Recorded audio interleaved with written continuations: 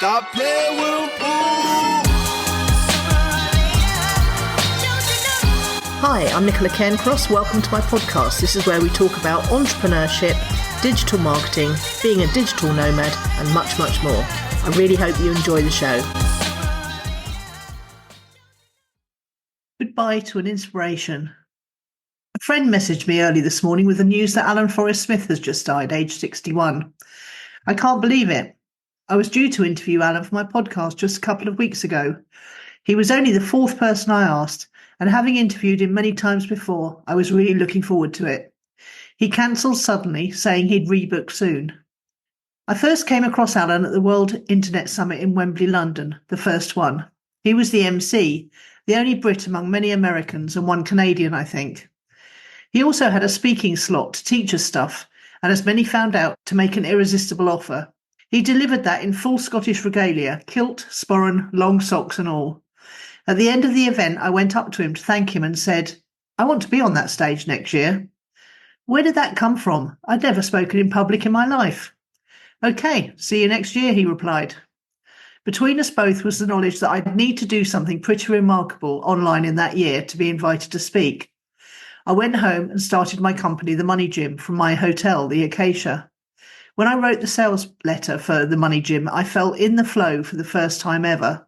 It really felt like the words flew down from the universe, through the top of my head, out through my fingers, onto the email I wrote. I pressed send and went to pick up the kids from school. That email generated £62,400 worth of business in the next few hours. I spoke for the next World Internet Summit for the first time the following year, and I'm pretty sure Alan made that happen. I'd stayed in touch. He was a flamboyant, crazy-haired titan in a kilt who knew how to get the crowd going. When he took the stage, it was not so much speaking as roaring. Apart from the time we all came back from lunch to find Alan sitting on a stool, alone in the middle of the room, he didn't say a word, didn't urge us to sit down, be quiet. He just waited, and his quiet expectation spread through the stragglers who hurried to their seats. Then he quietly started to tell us a story. I can't remember what it was about. It doesn't matter now. I only remember how he made me feel while he told that story. Before making his irresistible offer, of course. He'd wake you up, fire you up, and make you feel anything was possible.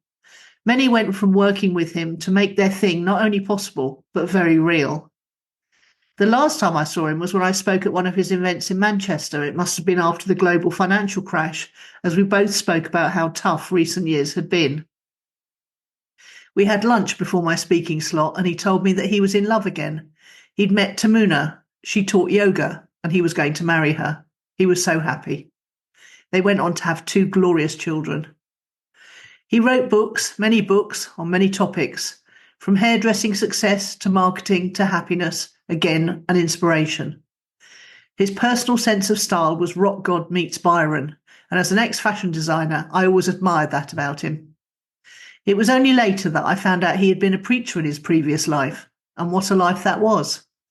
Father, preacher, author, self-described iconoclast, maverick hairdresser, genius businessman, and copywriter, top-level mentor to many, friend to many more. Constantly surprising, he most recently became a property investor in Georgia, renovating beautiful, quirky homes you could stay in via Airbnb. So many people knew Alan. Everyone respected him. Top copywriters looked up to him. I'm sure his children adored him. You can see they did from the pictures he regularly shared online. He was a crazy, wild-haired Scottish life-affirming titan in a kilt. The last picture he posted on social media was of him staring straight into the camera, wearing a slightly mad hat. "Let's go," it said. He must have known, and he was ready. Alan was the epitome of born ready. Many people will be feeling very sad this morning. Much love to Tamuna and the family. If you want to know more about Alan and help his family, visit his Amazon author page or Google him. Embrace AI, your competitors are. There's been a lot of chatter about AI recently, and I get it. It can be a bit intimidating and even overwhelming, and I felt exactly the same until I started using it regularly. Even at the beginning of using it, I was underwhelmed with the results I was getting, but I learned about prompt writing and asking different chats to assume different personas, and gradually the results got better and better. But one thing is for sure, you can resist all you like, but if you don't embrace AI and what it can do for your business, you'll simply get left behind.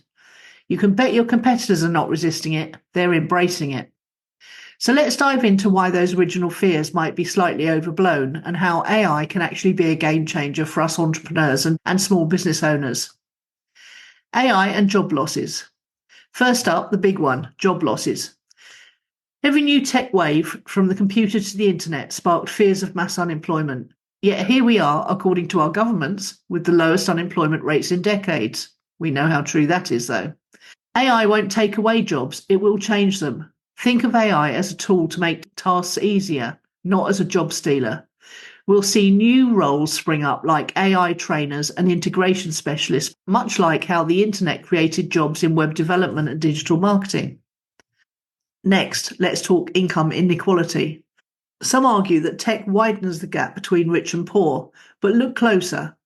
New industries create new jobs. Coding boot camps, for instance, have opened doors for many into high-paying tech jobs.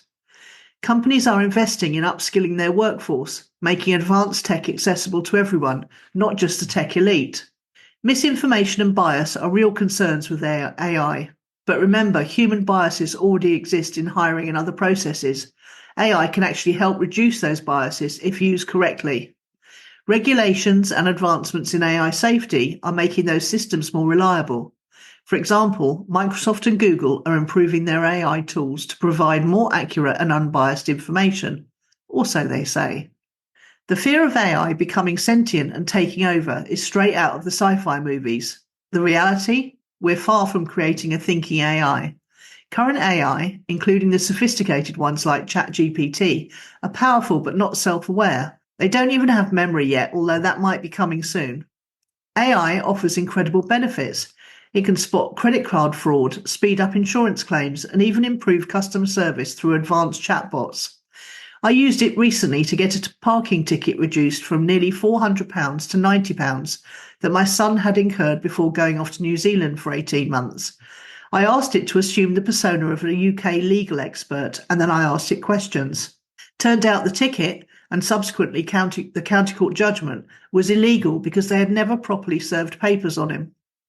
For small businesses, AI can automate mundane tasks, giving you time to work in your flow and focus on growth and innovation. I'm not talking about AI writing all your blog posts for you, because I believe you should still be heavily involved in the creative parts of your business, at least until you have trained your AI to look and sound just like you. However, you can free up more time to be creative by outsourcing and automating the more mundane stuff. Imagine an AI handling your email tasks, your social media scheduling, or analysing customer feedback to improve your products.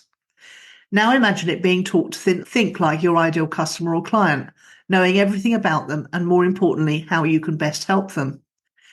I'll be teaching this in my new Magnetic Content Challenge. Now imagine talking to your AI as if it was your most profitable customer, the one that is also the most fun to work with. You can even give it a name. What would you ask that AI now? I've also created a handy cheat sheet that you can use with ChatGPT to do just that. Simply come to the website at nicolacairncross.com and click on the front page to enter your details and download it for free. 5 action steps to profit from AI. Learn the basics. Start with understanding what AI can and cannot do right now. Familiarize yourself with common AI tools and their applications in your industry. 2. Invest in AI tools. Look for AI-powered software which can streamline your operations, such as make.com, which connects existing apps with AI like ChatGPT, hooking it up to customer relationship management systems or other marketing automation tools. 3. Train your team.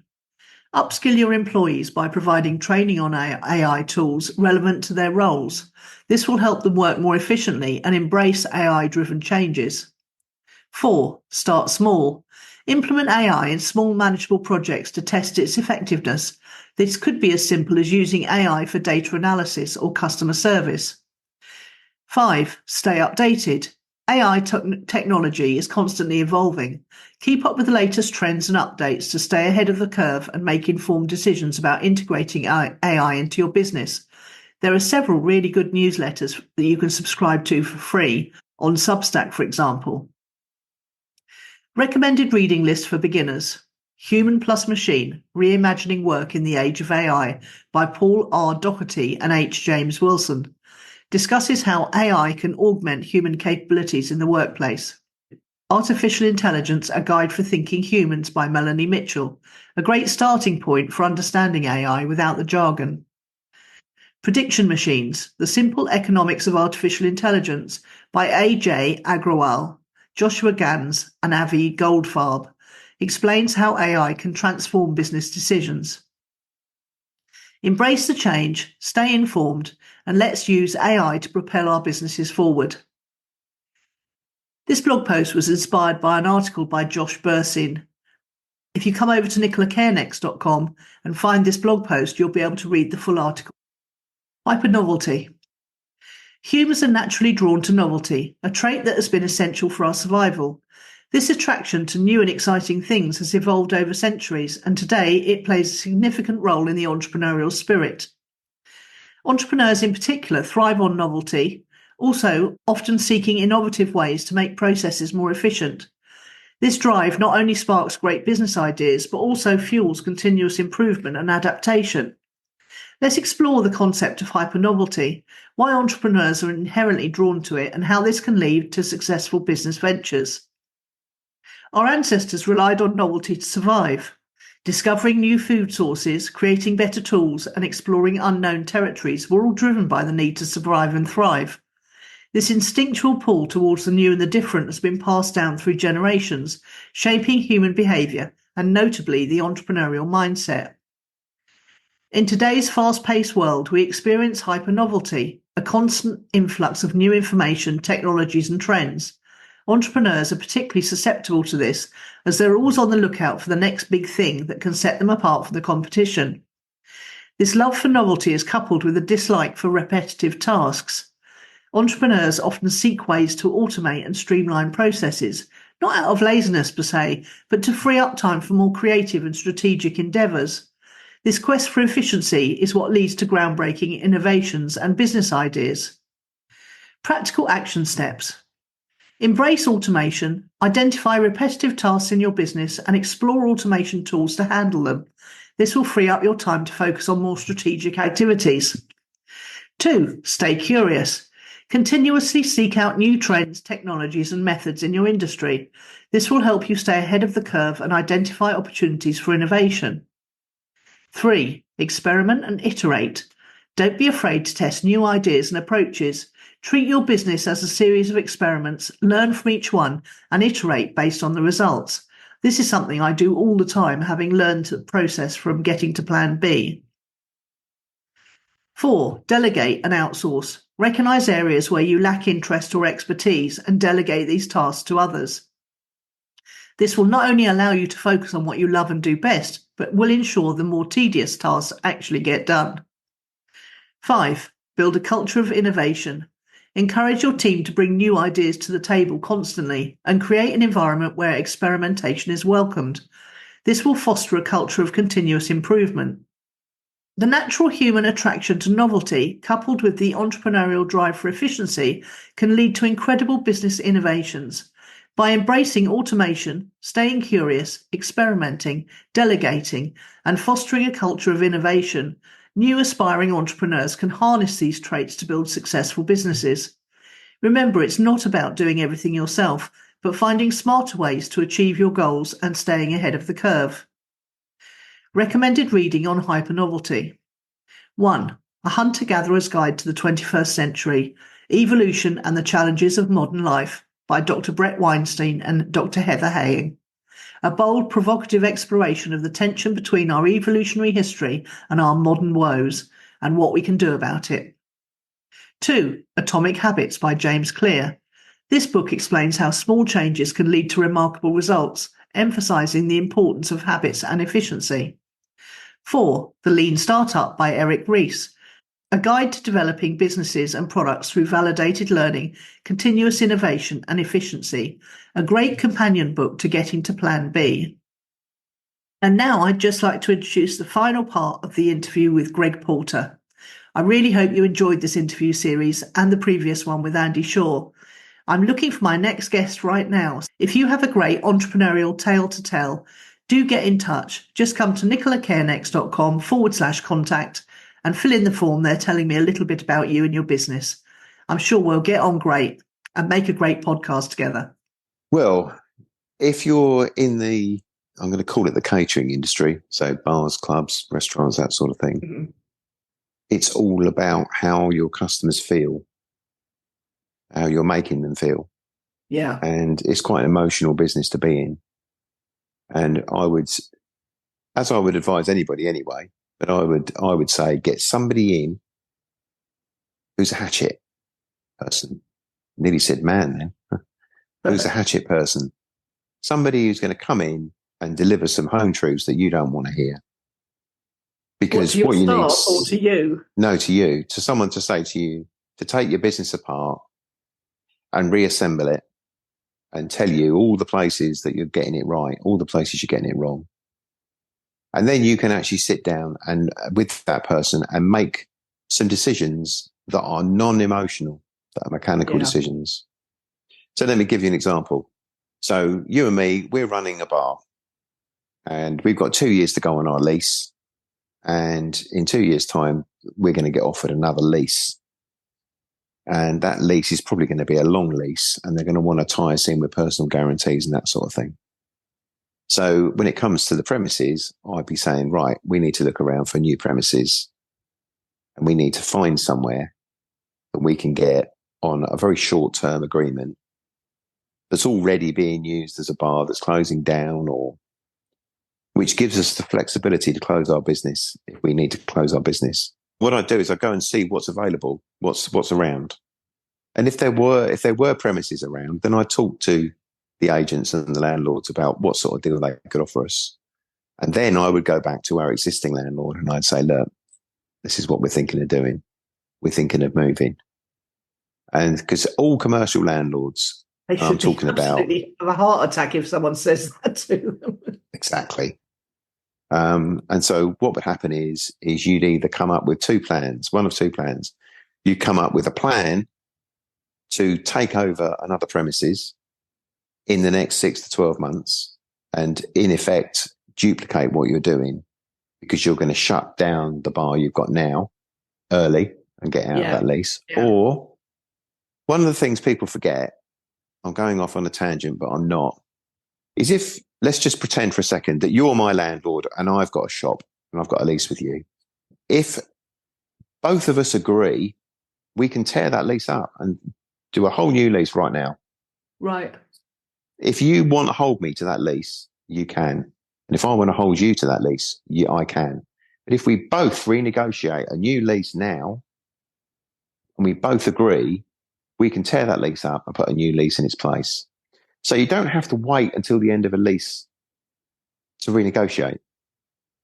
People are terrified of change and they're also terrified of negotiating, aren't they? They think that the other but this is where you need, but you need this other person. The hatchet man. Or woman. Life of Brian. Why do you want us to call you Loretta, Stan? Because I want to be a hatchet woman. So what you got to understand is let's say you go and look at premises and you talk to the landlord and nothing changes. Yeah. Well, you haven't lost anything, have you? No, you haven't, because they can't kick you out before the end of the lease. Exactly. So, but what you might find is the landlord is switched on and you might be able to sign a new lease, which keeps the rent where it is now for the next 2 years, because you've got to pay that anyway. Yeah. Then gives you a new period of time after that, which gives you flexibility to end it early, a reduced rent or whatever. Because the chances are, if I was the landlord, I'm looking at 2 years' time, you're going to be gone. I'm going to have an empty building, which I'm going to have to pay the rates on. And so many businesses have gone bust that there isn't going to be the whole queue of people that there would have been to come and take. Oh yeah, it's going to be carnage. That's why there's so many charity shops, Because what the charity shops do is the charity shops don't pay any rent, but they pay the rates. Ah, okay. So the landlord doesn't have to pay the rates. But the charity shop doesn't pay rates because they're exempt from paying rates. So what you've got in the town is you've got all these commercial landlords who've given their shops to charity shops because they can't get rid of them to anyone else. And all they're doing is burning cash every month with the rates. So they're happy to have the charity shop because they're not burning that rates money anymore. The charity shops are happy because they've got a free shop. And the council are collecting less rates than ever before because they've got so many charity shops, they're exempt from paying rates. So what happens to all the other shops that pay rates is they pay increased rates because the council's collecting less rates overall, aren't they? Okay, let's go on to number 2. What would your second bit of advice be? Ring fence everything you possibly can.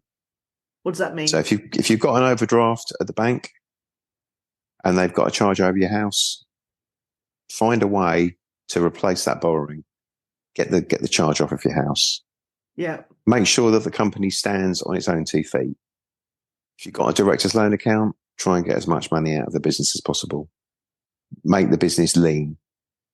Don't have any more money invested directly or indirectly in the business than you need. Because if you need to close the business in 18 months' time, then you'll have to close the business. One of the beauties of things like a bar and a restaurant is that if you start again tomorrow, because you had to close the business yesterday, people will still come back to the same place with the same chef and the same food and the same tables, the same chairs. I'm feeling uneasy about this. I'm putting myself in the place of people listening. Why am I? No, but what I'm saying is, if you had to close it, if you, for whatever reason, if you had to close the business, but tomorrow you opened a new as business. a new name, new business, people will still come back. You'll keep your clientele. They wouldn't even notice, really, probably. No. And I'm not suggesting that you should go around closing businesses left, right, and centre every 5 minutes. But if the economy determined that the business didn't work anymore because of legacy debt or whatever it was, rent rates, whatever, or you had to move the business to a new premises or whatever. I mean, I'm making up this name, so I'm not. There's no reference to anyone that's got this name. But if Giovanni's closed, and then Giovanni's opened, the same bloke opened a restaurant down the road 2 weeks later, everybody would go there, wouldn't they? Yeah, Luigi's. Yeah, everyone would go there, wouldn't they? Because it's the same. As long as Giovanni had kept a mailing list of his customers so that he could let them know where he was going. I mean, but restaurants is word of mouth, isn't it? Yeah, it is. Restaurants is word of mouth. And I remember telling someone a few years ago, their business, their restaurant open too much. And I said, well, you need to open Thursdays, Fridays and Saturdays and Sunday lunchtime maximum. Why is that? I said, well, because all the people that are spread over the 7 days and nights will all come in that block of time. Yeah. He said, well, why will they come? I said, well, because they want to come here. And on a Tuesday, they'll go, yeah, we can't go to that place tonight. It's not open, but he's open Thursday. Let's book a table for Thursday night. So you're bringing all your customers into a more compact This is also true of people like coaches and consultants and hairdressers and people like that. They're so terrified to miss a customer that they spread themselves so thin, and then they end up resentful and really struggling. Whereas they just don't realise that if you've got a great product, people will bend over backwards to accommodate you because they want your product. Yeah, but I've told you before about the taking the Friday off thing, haven't I? Not I've sure. told you about this before. So, okay, if I said to you, you can imagine you're one of these business owners that you're talking about. So I said to you, I don't want you to go into work ever again on a Friday. What would you say? That's madness. That's my most busy day. Okay. So what I'm going to do is every Friday for the next 52 Fridays, you're going to spend all day with somebody important and successful. So this Friday's Elon Musk. Okay. The following Friday's Jeff Bezos. The following Friday's Alan, what's his name? Sugar. That's the bloke. Yeah. And it goes on like that for 52 weeks. Can you take Friday off now? I think so, yes. So you can take Friday off. You just need the motivation. I'll move it around. Yeah, so you can take Friday off. You just need the motivation, don't you? Yeah. So, and that's what it's all about. It's all about motivation. Do you want to save your business? Yes. Okay. So there's things you've got to do to save it. Right. And it might mean that Is you've it got to shut the fear of business 3 change? nights a week, or Fear of change again, isn't it? yeah. But People a don't lot want of to these change. restaurants, most restaurants and pubs close for food on a Monday and a Tuesday night. Most of them do. Yeah. Because they've had to, because people aren't going out, because people can't afford it. Yeah. And it's obviously it's all business dependent. We're generalising, aren't we? But there's lots of stuff that you can do. There's a curry house near me. I never go. It's a curry house near me. It's buffet on a Sunday, packed every Sunday. Yeah. And the reason it's packed is because it's cheap for the buffet. Yes. But how many people go out for a curry on a Sunday lunchtime? It's not many. No. But they do now, because you can just show up for the buffet. Yeah, make me feel very queasy, those buffets. So we've got renegotiate everything you can in advance. We've got ring fence your personal finances from your business finances. Make your business stand on its own 2 feet. Get lean, mean, and look at all your options. What else would you recommend people do? Things should be done at the beginning, but it's not too late. Oh no, it's not too late. No, put something aside for yourself. That would have made so much difference to me in 2010. So much difference. Well, I'm trying to tell young people now to buy silver, and I'm giving a rough idea, but for 750 quid, you can buy a tube of 25 silver 1 ounce coins. And if I was 25 now and bought one of those, that would make a massive difference to me in the next 10 years. So it's about getting people to understand what's going to happen in the world, what's going down, what's going up. And of course, what people say is they say, well, money makes money, and the rich always know where to put their money and all this sort of thing. And that's true. That's absolutely true. But because of the overwhelming amount of information that's available to everybody, virtually everybody on the planet, it's not a secret anymore. But people don't want to know. You look at China and Russia have been buying gold bullion for the last few years in massive amounts. Still are. All the central banks are buying gold. Why is that? I mean, let me see. Hang on a second. Let me think. Maybe they know something we don't know. Yes. Why have they suddenly started buying all this gold? Why is Russia starting a gold exchange? Why has China already started a gold exchange? Why is China telling the whole of their population to buy silver? Yeah. Why has Walmart started selling gold and silver in their stores? It was crazy numbers I saw the other day for what Walmart are selling of gold. People are walking into Walmart buying gold bars. Gold bars. Put them in their trolley. It is mental, isn't it? And this, as you say, this information is freely available, but because it is, people don't value it. I think people aren't. They're not inquisitive enough, like you said at the start. They're not. And I think curious. That people need curious. That's the word. I think people need to understand that you and your business are two separate entities. You are not your business. Your business is not you. So you have to look at it as something that, it's there to serve you and to give you an income. And if for a period of time it can't give you an income, that's okay. If you've got other means you can live on. Yeah. But taking from you into a black hole of oblivion, equity from your house or your savings or your pension or whatever, that's not acceptable. It's not acceptable. It's one I heard Rich Sheffrin say once.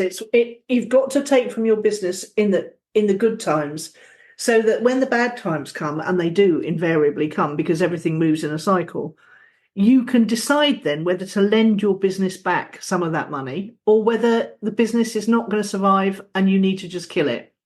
But you've got to look at it unemotionally and you've got to make it provide for you, because otherwise, what is the point? The work you do running a business is so much longer and so much harder and so much more stressful than the work you do just going to work for someone else. So you've got to make it worth your while. Absolutely. And, if you're not making money, then you have to You have to look at it from the point of view. I mean, I've met people that have lent their own business money, then paid themselves a salary with the money they've lent the business and paid tax on the money that they paid themselves. Now, that is a complete lack of knowledge. That's not people being stupid. No. That's people not understanding how it works, which goes back to what we said at the start. You know, you need to educate yourself on how things work, and finding somebody who can. Because I mean, the good thing is if you bring somebody in to look at your business, and they sit there and they say to you, well, do you know, I've gone through this now, and I've got to be honest, because it's not difficult to look at a business. Anybody who's worth their salt can sit down and go through a business with the business owner in under 2 hours, including coffee and a cake, and draw some conclusions pretty quick. Yeah. As to what they're doing right and what they're doing wrong. Now, it might take a bit of digging after that, depending on what business you're in and how complicated it is and your turnover and everything else. But at the end of it, if the person turns around and goes, you know what, I think you've got this pretty much sussed, then you know you're doing it right and you're doing the right thing. And you can talk about making it better. And if you're getting things wrong, you know, you can address those things and make yourself feel better. As I'm sitting listening to you, I'm thinking about all of the years I've known you and how I never reached out for help in some of the times. But people don't know what you don't know, and they don't know what you're going through unless you ask for help. And it's such a hard thing for business owners to do, isn't it? To reach out and say, I need some help. Yeah, I mean, and the thing is, it's understanding that reaching out and asking for help is a massive, massive strength. It's not a weakness. It's a strength. Being able to do that because if you think about it, if you're running a business and you get somebody in and you say to them, I want you to tear this business apart and tell me what I'm doing wrong. And then they say, well, it all looks pretty good to me. And then you get another one in. So we're going to call them consultants. 3 consultants later, no one can find a hole in your plan. Well, you're the man, aren't you? You're the woman. You're the geezer. You're the chap. You're the man in the big chair. Because you've protected yourself.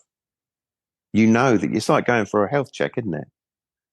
You know, it's like an MOT on a car. You know? Well, that's all. Yeah, that whole health check thing's a whole different ball game now since 2020, isn't it? But yeah, let's go with the car analogy. You know, if you go and see the doctor and they measure everything and everything's working, you walk out and you're very happy, aren't you? Yes, but we know it won't be, don't we? Because they need to sell you something. I was talking to someone about a dentist today. Sure. She went to the hygienist yesterday and they poked around and caused a problem, and she's been up all night with toothache. So now she has to go back to the dentist and he has to fix it. So it makes you wonder, doesn't it, whether people are giving... Anyway, call me cynical. We won't go down too far. No, not you. Not you, cynical. No, but it's not in your nature. So you've got to be able to, if you're paying someone to give you advice, if they've got any sense, they're going to give you such good advice that you're going to make back more than you paid them. You're going to make a return on your investment, and then you'll talk to them again, or you need to find a friend who is willing to talk to you. It's understanding the motivation of the person that's coming to see you. Yes, if they're coming to see you because they genuinely want to help, then that's a different motivation. I'm trying to think of the name of that. There was a show with Don Cheadle in it, and it was brilliant. And it was about, what's it called? Do you know what? I'll have to find it, and I'll let you know, and you can put it into this chat or something. Yeah. But there's a show, a drama series on TV years ago with Don Cheadle, and he plays the man who is in charge of the team of consultants, and their job is to go into big corporations. And, you know, basically they find things that are wrong and they find ways to make money out of the corporation. Absolute sharks they are, but it's a brilliantly funny show. Oh, okay. To find the name of it. But yeah, so it's all about the motivation of the person that's coming to see you. Yeah. And I never forget what the guy that was sent to help us, who's became a good friend of ours, and to this day. And I never forget one of the things he said to us, and he sat us down, he said, you guys are really, this is after he'd looked at the business. He said, you guys are really good, aren't you? And we said, oh, thanks very much. He said, you're really good at buying, aren't you? And we were like, oh, we really appreciate that, mate. We've put a lot of work into buying good products at the right prices and getting the best deal we can, you know. And he said, and you're very good at selling, aren't you? And we said, oh, thanks. That's brilliant, you know. And then he said, but you can't fucking count, can you? And so it was a real eye opener that we were really good at selling our product, and we were very good at making the product at a good price to keep the costs down for us. Not cutting corners on quality, but we were very good at that side of the business. But we didn't know the fundamentals about gross profit, net profit. We didn't understand. So we weren't building a solid base for our business. Yeah. Yeah. It was all flying by the seat of our pants all the time. Yeah. But if we'd have stopped, taken a breath, and started to look at the business from a mechanical, mathematical, business functional point of view, we could have built a great business. But of course, we didn't do that because we sold it because we were doing something else that was a lot more interesting. But a lot more money in between, yeah. But yeah, if I think it's getting an outsider's point of view, someone that's going to give you the bad news, that's not scared to tell you what you're doing wrong. You know, there's no point in getting somebody in who's a yes man. Yeah. Because they're just going to go, cool, yeah, you're brilliant. That'll be X amount of money, please. And having someone acting as a sort of a board member, yeah, you know, that you could get together regularly on a sort of semi-formal basis, because then you're more likely to do it. If it's a casual relationship, then you're much more likely to dodge it, aren't you? And the other person is not going to push the issue because there's no skin in the game for them. Yeah, I mean, I'm not very pro making people directors and board members. I don't like that side of business, but that's just me. Yeah. But you know, give them an incentive. Every bit of profit that they help you make over what you're making now, you give them 10% of that profit. But as someone who often gets offers like that, I know that if it doesn't depend on me to do the business, then it's not worth me getting into a profit pay situation, because I'm dependent on the other person to actually do the thing that needs to be done. Yeah, but that's what I'm saying. It's just an idea. But what I'm saying is if at the end of the day, there's got to be an element of trust. Yes. So if the business owner must trust the person that's helping them, and the person helping them must trust the business owner. So maybe there would be a retainer, monthly retainer, and a share of some profits or something like that. Yeah. But most of the time, the people who know what they're doing, who are helping the business owner, are not there to make money. They're there for a bit of pin money. They're there for a bit of extra income because they want to help. And also when you get to a certain stage in your life and you've been through the mill, you want to help, you want to save other people from going through the mill. There is altruistic reasons there, and experienced business owners don't necessarily want to run businesses anymore, but they want to help people who are. Yeah, absolutely. And it's a great pleasure to be able to help people, and especially when people are in trouble. You can make a real difference, yeah. And yeah, you can. And I remember I use a line on people sometimes that was used on me by our mentor. You know, it's written all over your face. You know, well, we're in real trouble here. Yeah, I know, it's written all over your face. Which goes back to the instincts thing again. You know, you meet people. I can meet people. I can meet business people, and most of the time, I can tell whether they've got problems in their business or not by the way they are. And it's a horrible place to be, and a lot of the time it doesn't need to be that difficult. A lot of the time, the business owners, is making it without realizing it. They're making it difficult for themselves. Okay, I could sit and talk to you for hours, and we frequently do.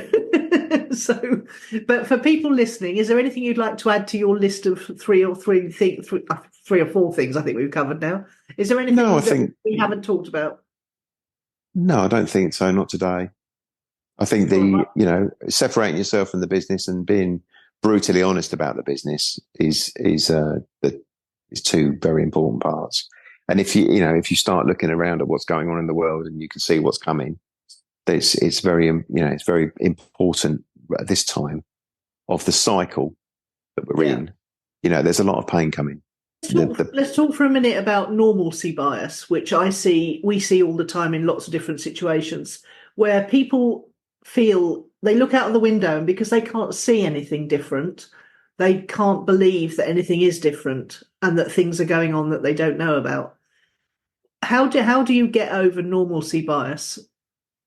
Or how would you, if you were talking to someone who said that to you and you know they can't believe what you're telling them, or they can't believe that something's happening in the world because it's so far from their average day-to-day life or their understanding of how things work.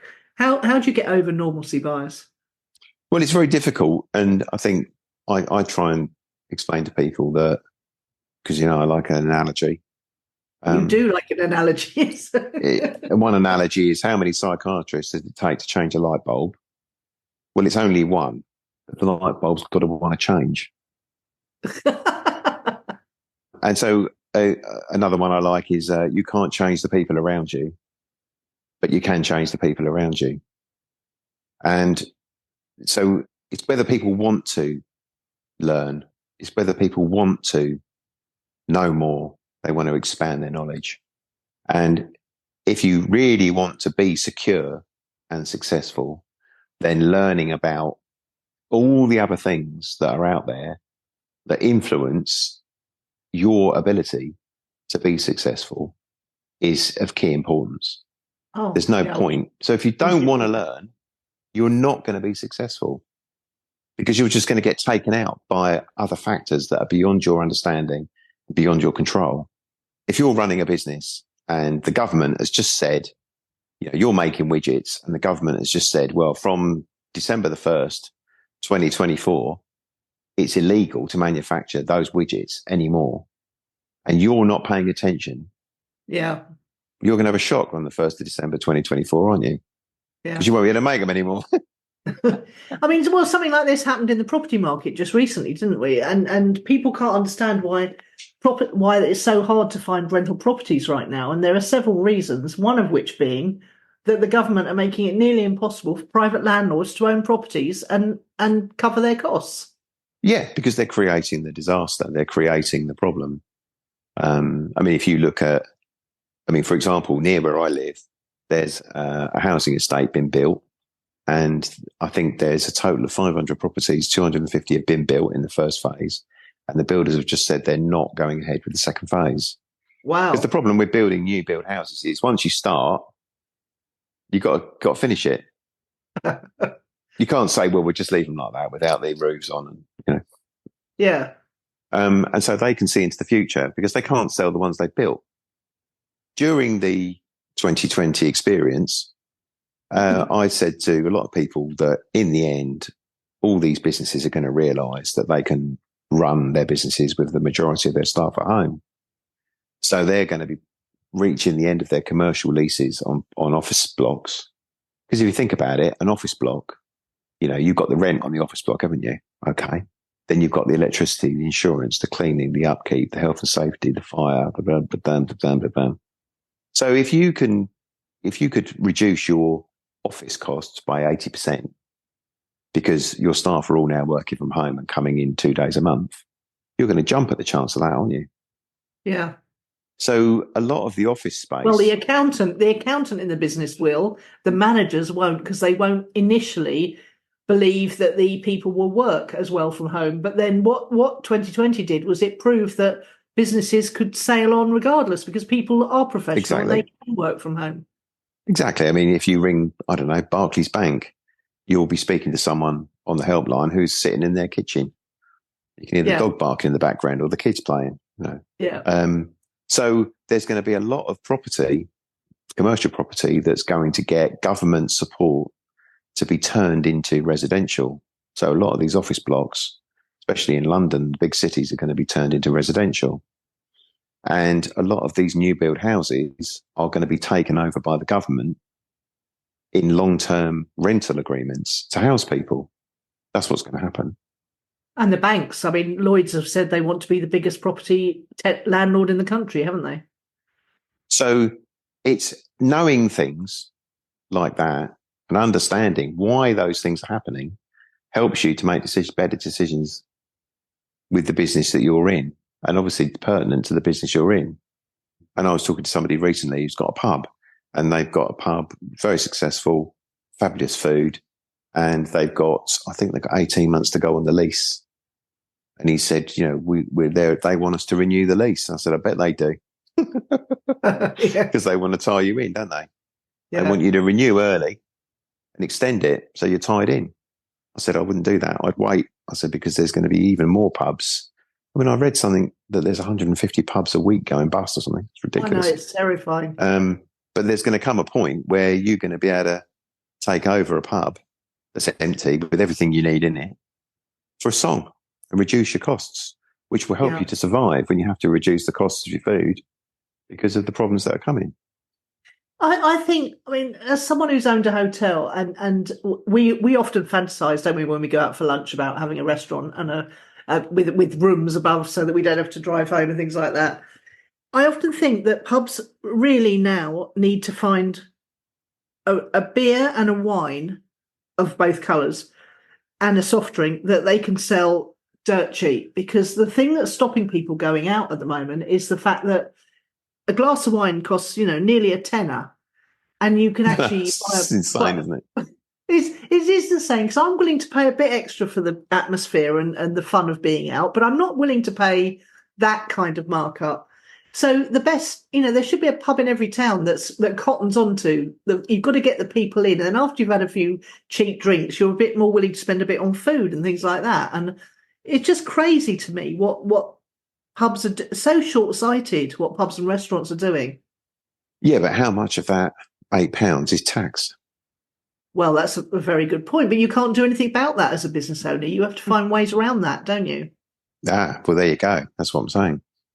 So that's what I'm saying. The external person coming in the door, you're going to say, well, how can you get around that problem? Well, let's come up with some ideas of how we can get around this problem. Yeah. And it's like fuel, isn't it? I mean, I don't know the exact number, but I think it's something like £1.60 for a litre of diesel, of which 85p is tax. It's something ridiculous. It's crazy. Like that. And so we're being taxed into oblivion by all these things that have got all this tax in them. So you're earning money, paying tax on it, and then everything that you buy has got tax built into it. And then when you invest money, you pay tax on the money that you make out of investing the money. And then when you die, they tax you on the money that you've left. Unless you know the way round the way that the rich people do it. I'm not getting into that now. No, absolutely. Okay, well, I think we should draw a line there, because you've given us so much great things to think about, and it's been a really enjoyable conversation as always. I hope it's been helpful. Yeah, no, it has, and I obviously would love to invite you back at some point, because I really enjoy talking to you, and I'm sure my audience will get a lot of value out of this conversation. So, thank you very much, Greg. I really appreciate your time, and I'll see you soon. Okay, take care. You've been listening to Nicola Cairncross of nicolacairnext.com. Well, I hope you enjoyed the show today. We've got lots of resources on the website, so do come over to check them out. And by all means, feel free to book yourself into my diary at nicolacairnext.com/diary. I love to talk to entrepreneurs.